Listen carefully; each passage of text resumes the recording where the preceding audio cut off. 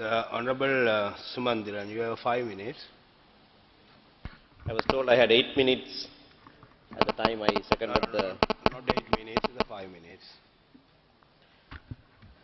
Honorable Deputy Chairman of Committees, I am glad to speak after the Honorable Minister for External Affairs, who stated as he ended his speech that we need an imaginative approach. Perhaps for that reason, today he propounded an incredulous theory to this House.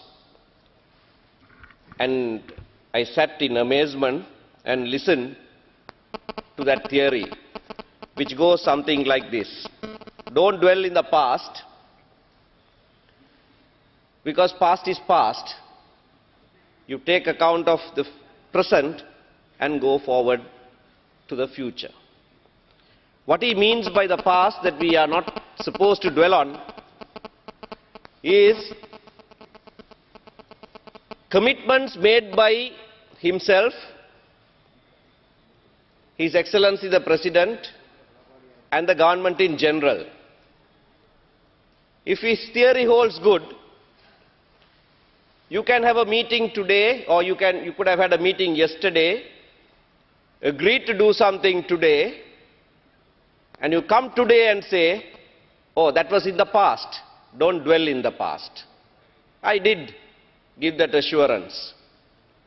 Because all of those assurances that were quoted by the proposer of this adjournment motion were assurances given in the last 3 years with regard to a political solution, consistently by the government of Sri Lanka, in several instances in joint statements by the Honorable Minister for External Affairs himself.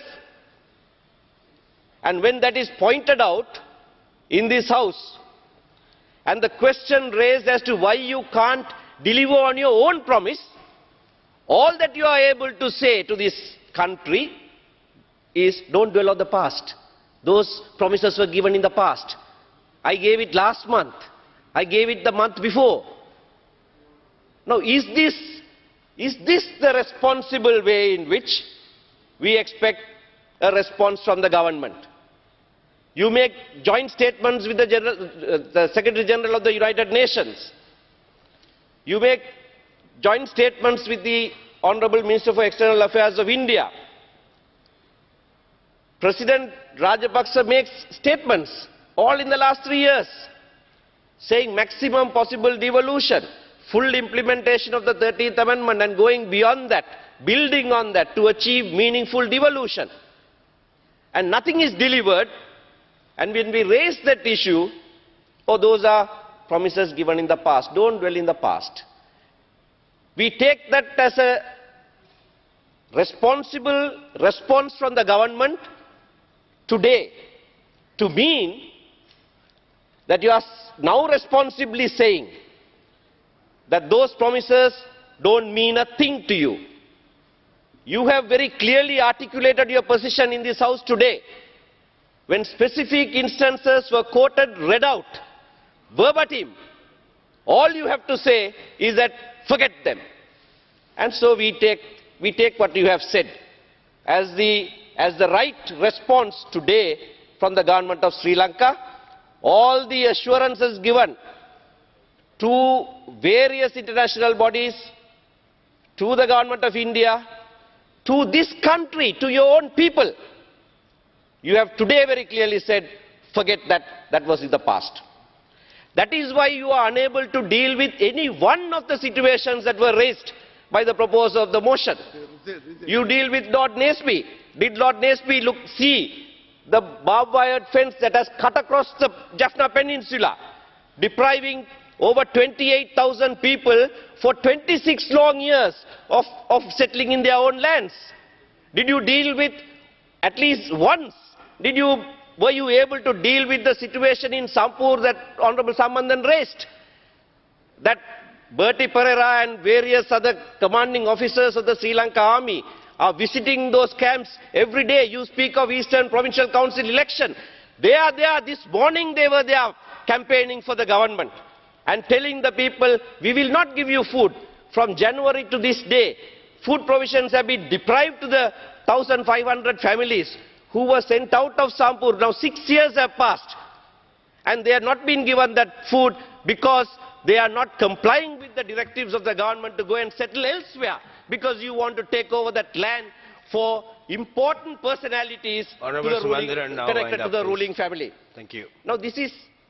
Sorry, Time sir? over. You are 5 minutes over. I was assured 8 minutes at the No, time I not seconded 8 the minutes, motion.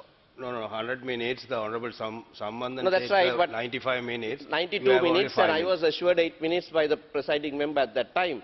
Let me No, the conclude. records say it. No, I'll bow to your Please ruling. wind up, please. Let me conclude. So the point is, with regard to the political solution, 1 full year the TNA talked with the government without any response from the government. Honorable Sumanthiran made that today, gave you dates, and you are unable to respond because you were a member of the government delegation. You know fully well, for 12 months, for 18 rounds of talks, the government did not come up with anything. And you are talking about reducing the strength of the moderates. Who is doing that? When we are able to stand and say we are prepared to solve this problem, when we have stood up and said this is a reasonable solution, when we had placed it on the table, and when the government has deliberately not responded, dragged its feet, while dragging its feet, changed the demographic composition, trying to change the ground situation, and we highlight that you are talking about weakening the moderates. You are the one who is doing that. You are complaining, you are lamenting about the international community. I'll finish in a minute. International community. Why is the international community concerned? Because you are unable to deliver a homegrown solution. It is the responsibility of the government. And all of those charges that were made today, the Honorable Minister was not able to refute even one of those, except to merely generally say, oh well, all of those are bleak pictures that you like to paint. That is not the real picture. Thank you very much.